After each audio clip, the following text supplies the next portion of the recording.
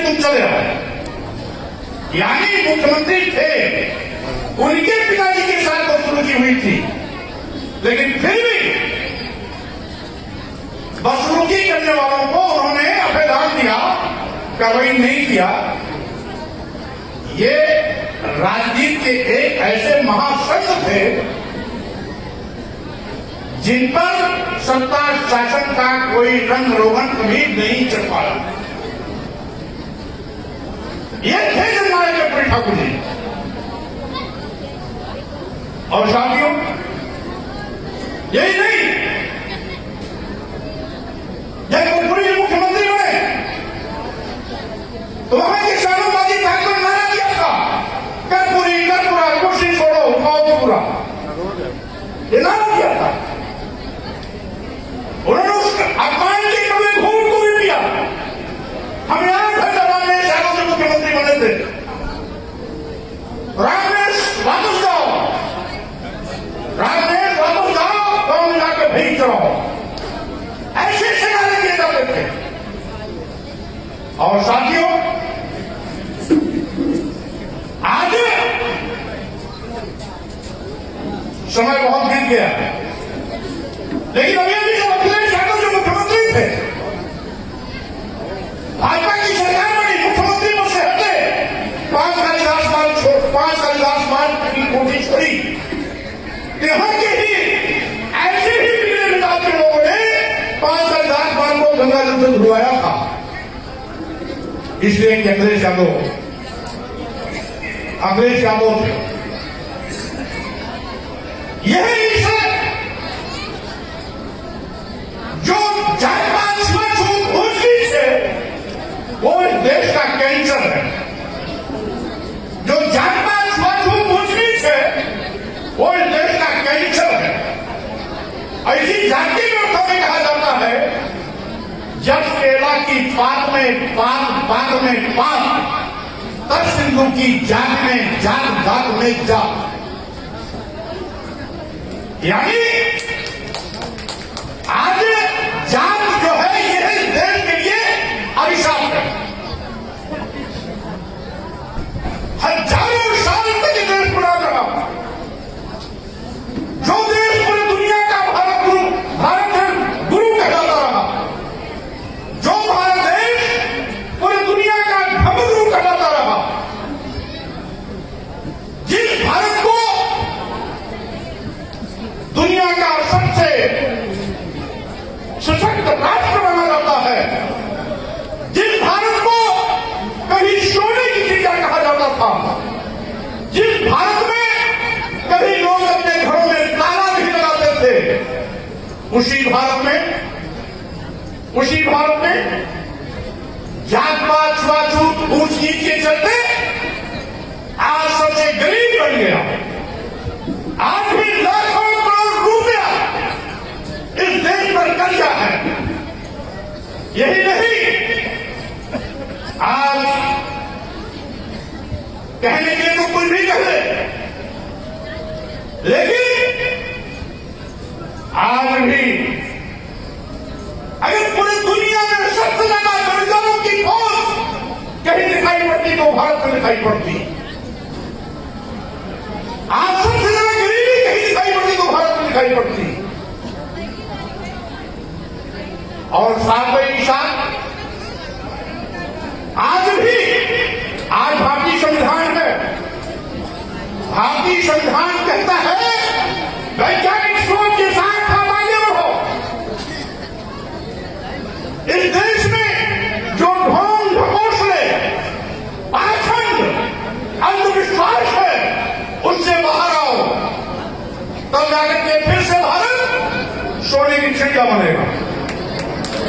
लेकिन कुछ लोग ढोंग ढकोसला, अंधविश्वास को ही धर्म मानते हैं। ढोंग ढकोसला, अंधविश्वास को खत्म करने के लिए हमारे देश में तमाम संतों, गुरुओं, महापुरुषों ने एक लंबा संघर्ष किया। संत कबीर, संत रविदास, गुरु नानक, गुरु गोविंद सिंह, यही नहीं, तमाम राजनीति और समाज सुधार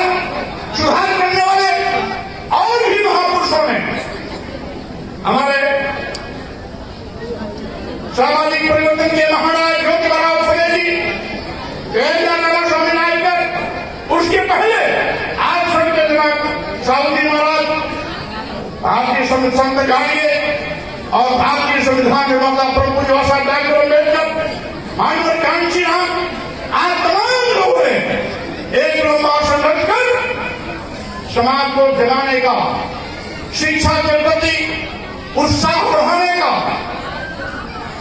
आवाज उठाया। उसी का नतीजा हुआ कि आज बड़े पैमाने पर अशिक्षा खत्म हुई, लोग शिक्षित हुए हैं, लेकिन आज भी कुछ पोंगापंथी व्यवस्था को मानने वाले लोग फिर से हजारों साल पीछे देश को ले जाना चाहते हैं। देश को कुरीतियों में, जातिवाद में, छुआछूत में, ऊंच नीच में बांधकर अंधविश्वास और पाखंड की ओर ले जाकर इनका ध्यान बढ़ाना चाहते हैं। ध्यान इसलिए बढ़ाना चाहते हैं कि पढ़े लिखे नौजवान सरकारी नौकरी न मांगे, गांव का गरीब मजदूर किसान महंगाई के खिलाफ आवाज न उठाए, लघु एवं सीमांत व्यापारी जीएसटी की खिलाफत न करे। इसलिए इसको ऐसा घुमाओ ये दाएं बाएं घूमता रहे, महंगाई की ओर नजर न जाए, बेरोजगारी की ओर नजर न जाए, जीएसटी की लूट पर लोगों की नजर न जाए, किसानों की खेत छुट्टा जानवर चल रहे हैं उस पर नजर न जाए। इसलिए ये भारतीय जनता पार्टी और तथा कथित जो भगोल संघी धर्माचार्य वो मिलकर के लोगों का ध्यान भटकाने की कोशिश कर रहे हैं। साथियों, हमने केवल दलित पिछड़े में जात नहीं देखी, जातियों में बंटवारा हमने ऊंची जात में मिल देखी। हमारे साथ एक विद्यार्थी पढ़ता था उपाध्याय समाज का, उपाध्याय समाज का था और वो बहुत संपन्न था। तो उस गांव में हमारे एक मित्र थे शुक्ला जी, तो शुक्ला जी बताए ये गांव का सबसे बड़ा जमींदार है लेकिन इसकी शादी नहीं हो रही है। हमने कहा क्यों? उन्होंने कहा ये नीच ब्राह्मण, या ब्राह्मणों में उपाध्याय नीच माना जाता है। हमें बड़ा ताज्जुब हुआ कि ब्राह्मण तो सभी उच्च होते हैं, तो उच्च ब्राह्मण भी नीच कैसे ब्राह्मण आ गए? एक बार मैं धनबाद गया, वहां एक चतुर्वेदी जी थे और इत्तेफाक से मेरे गांव के जिसमें लोग रहते थे। चतुर्वेदी जी अकेले खाना बना रहे थे। हमने पूछा भाई साहब भाभी नहीं दिखाई पड़ रही? उस समय विद्यार्थी भाई में पास करके गए, तो वो कुछ बताते उसके पहले बगल वाले ने बता दिया भैया इन्होंने शादी नहीं की। तो क्योंकि हम वहां पर रुके थे, चतुर्वेदी से पूछा भैया आपने शादी तो नहीं की? तो बताया भाई हम जिस कैटेगरी से आते हैं उस कैटेगरी में हमारी एजुकेशन का लड़की हमारे समाज में नहीं मिली और ब्राह्मण समाज में कुछ वर्ग के लोग हमें शादी में ब्याहे नहीं। तब हमें मालूम हुआ अरे तो ब्राह्मणों में भी जातियां। तो ये जाति जो है, जाति इस देश के लिए जहर है। जब जाति है तो स्वाभाविक रूप से कोई न कोई रूप होगा, कोई न कोई नीच होगा, कोई छूट होगा, कोई छूट होगा। और इसीलिए आप सबको मिलकर के जो भारतीय संविधान का निर्देश है कि हम सब बराबर हैं, हम सब समान हैं, उसको लागू करने के लिए आगे आना चाहिए। मानव मानव एक समान। जब हम सभी एक हैं, वही हड्डी, वही मछली, वही खून, वही हाथ, वही पैर, वही सिर, वही पेट, वही पीठ, तो अंतर किस बात का?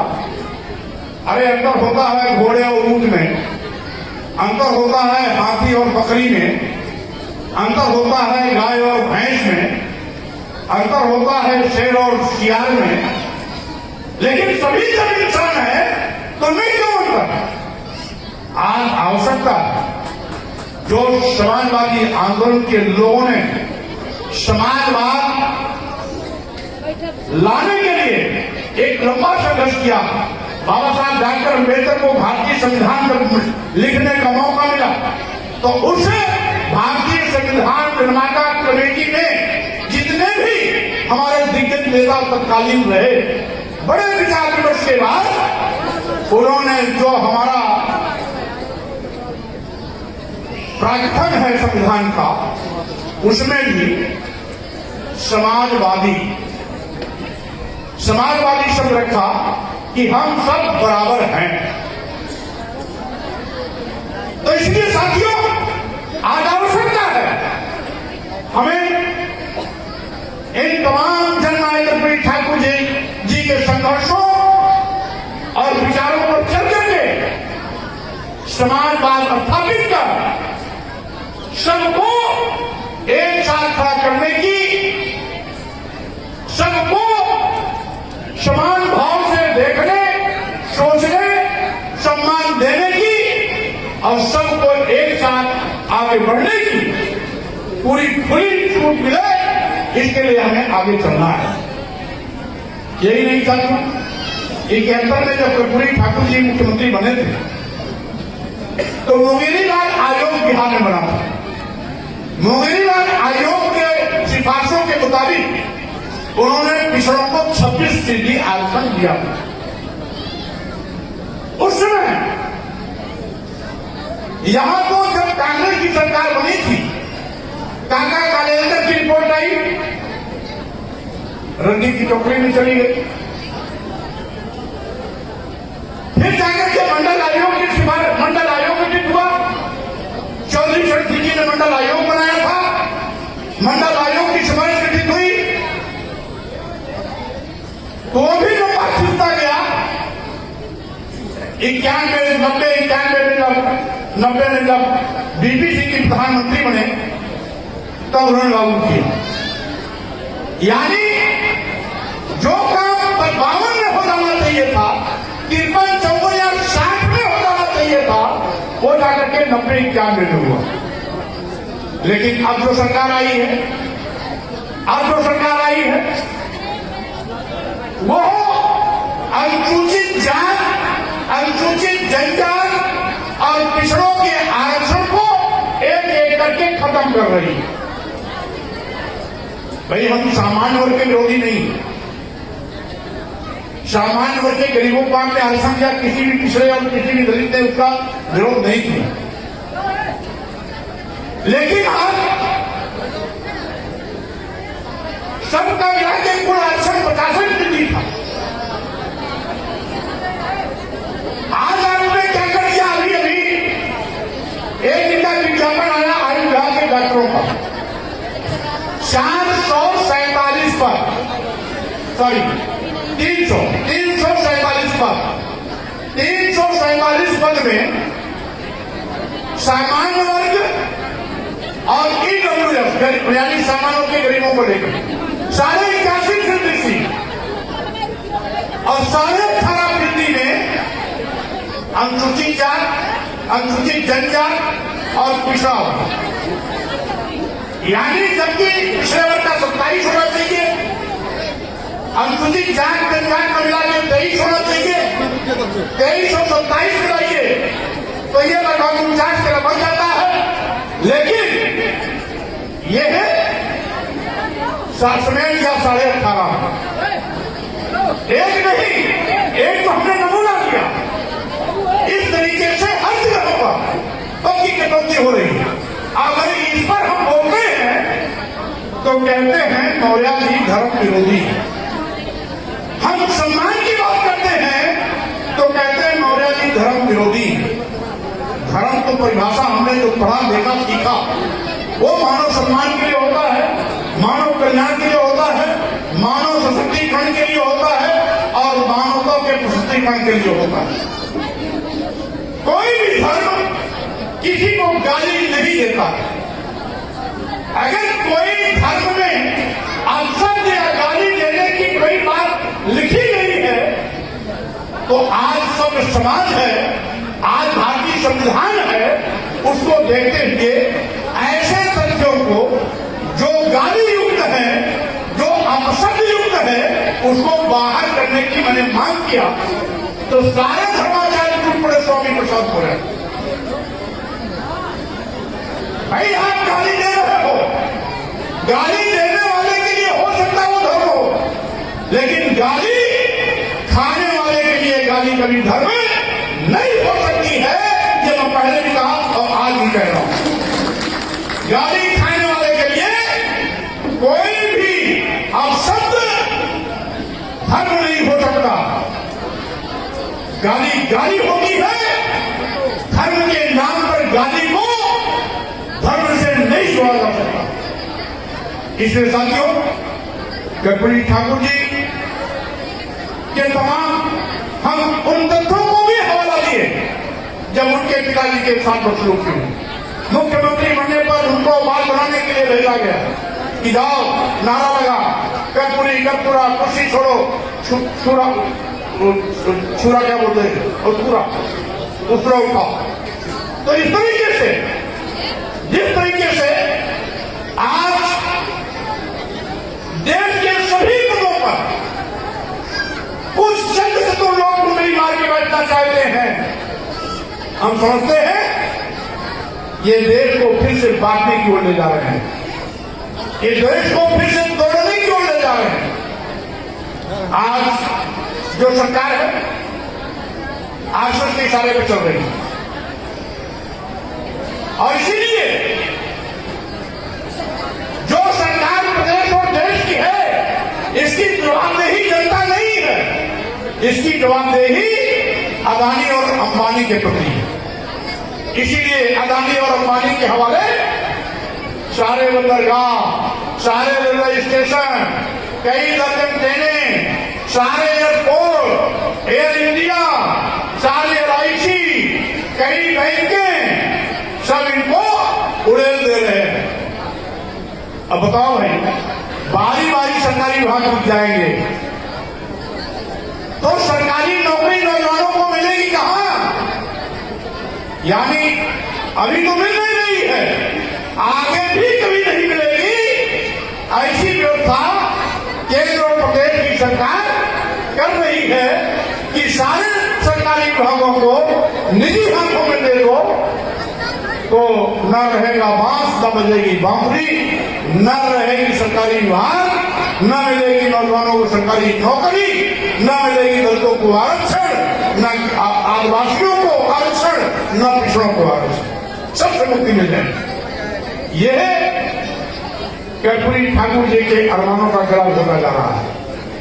उन तमाम सोशलिस्टों ने जो नारा दिया था कि सोशलिस्टों ने बांधी गांठ पिछले 500 में साथ, ये उसका गला देता जा रहा है। इसलिए आज कर्पूरी ठाकुर की जयंती के अवसर पर मैं आज के इस कार्यक्रम के मुख्य आयोजक भाई राम मोहन शर्मा जी, जिन्होंने बहुत मेहनत के साथ इस कार्यक्रम की तैयारी की और साथ ही साथ इस कार्यक्रम की सबसे बड़ी जो खासियत है कि हमारे इस कार्यक्रम में हमारी बहनों ने बहुत बढ़ चढ़ करके हिस्सा लिया है। पुरुषों से कम हमारी बहनें नहीं है, इसके लिए मैं अपनी बहनों को बहुत बहुत बधाई देना चाहता हूं, शुभकामना देना चाहता हूं। और इतिहास इस बात का गवाह है। आपको सही मायने में हम सभी एक हैं। महाप्रबंधन जो नंदवंश के संस्थापक थे और उपाली नाई जो भगवान बुद्ध के सबसे पहले शिष्य थे। उपाली नाई को आप जानते नहीं होंगे, वो भी शाहजहां में ही पैदा हुए। हमारे अलीगढ़ के शिव कुमार रजौरिया नाई समाज के हैं, उन्होंने महाप्रबंधन पर एक किताब लिखी है और उस किताब में स्पष्ट उन तथ्यों का उल्लेख किया है जिसमें मौर्य समाज और महाप्रबंधन नंदवंश एक ही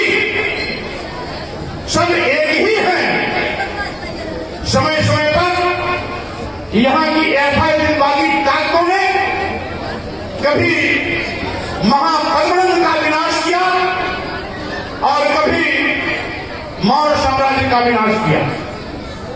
लेकिन शिव कुमार रजौरिया की जो लिखी किताब है उन सारे ऐतिहासिक तथ्यों को सामने लाती है जो नंदवंश और मौर्य साम्राज्य सब एक थे और भगवान बुद्ध के पहले शिष्य पाली नाई जिसको कहते हैं ये भी शाक्य वंश में पैदा हुए थे। तो इस तरीके से हम आपको एक है, हम सब आपकी पीड़ा भी एक है। जितने भी यहाँ पर एफआईआर के मारे हैं वो सब एक ही संपर्क, एक ही वर्ग, एक ही परिवार, एक ही घर के हैं और एक सबकी समस्या एक है और वो समस्या है सम्मान और स्वाभिमान। आज इस अवसर पर हम पुनः आयोजक मंडल के साथियों को बधाई धन्यवाद देते हुए फिर से जननायक प्रिय ठाकुर जी को श्रद्धा समर्पित कर कोई सम्मान करते हुए अपनी बात पर विराम देता हूं। धन्यवाद। जय भीम, जय शिवाजी। आप सभी लोगों से निवेदन है कि बैठ जाए, खाना लगने जा रहा है, 5 मिनट का समय।